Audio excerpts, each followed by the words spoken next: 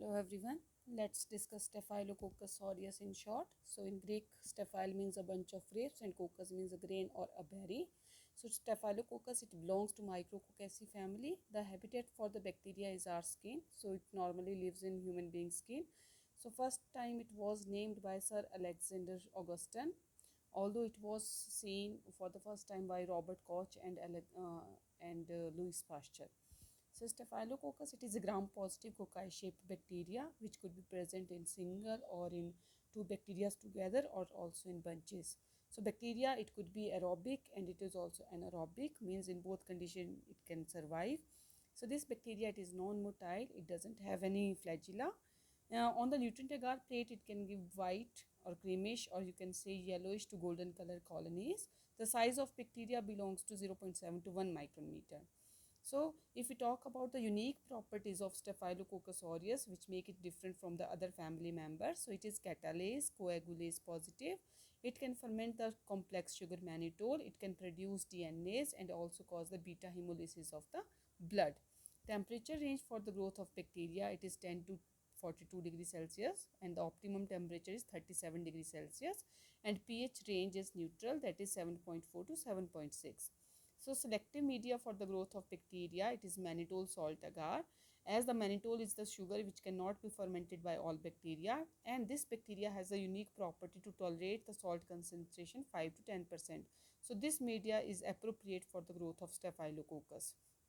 Antigens of Staphylococcus are: one is protein A which is present in its cell wall, and few species of bacteria are also capsulated which can escape the phagocytosis. Beside that, polysaccharide A and B are also present in the cell wall which act as antigens.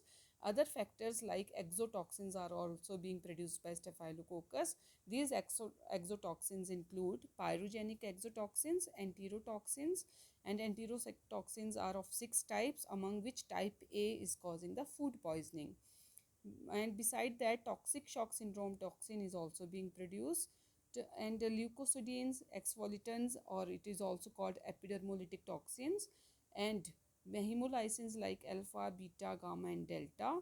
And enzymes which bacteria is going to produce, they are coagulase, phosphatase, DNase, hyaluronidase, staphylokinase, lipases, proteases, and nucleases. Now we come to the important part, that is the pathogenicity. So bacteria can cause two types of infection. One is invasive or suppurative infection. Another one is toxigenic infections, or they are also called non-suppurative. Invasive infections include the superficial infections like skin infections.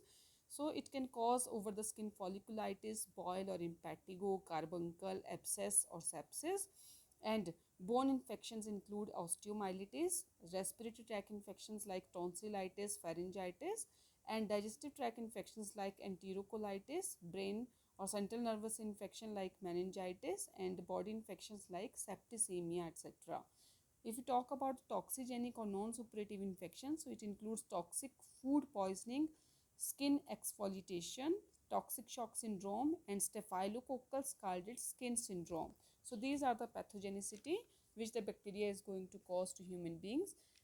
After that, we can do the lab diagnosis, how we can identify the bacteria. For the same, we are supposed to collect the specimen or sample first. So sample could be lesions or pus exudate from the lesions or the lesion scraping. So it totally depends what type of infection it is causing. So if it is causing the central nervous system infection, so cerebrospinal fluid we are going to collect. Then in case of body infection, so blood sample, or in case of respiratory tract infection, sputum sample. In case of digestive tract infection, vomit or fecal matter we are going to collect. After the collection sample, we transport it to the laboratories and we do the culturing on the selective media like mannitol salt agar. We can study the colony morphology. After that, coagulase test could be performed or different staining method could be performed. Beside that, molecular or serological test could be performed for the identification. But these are the lab methods, culture methods.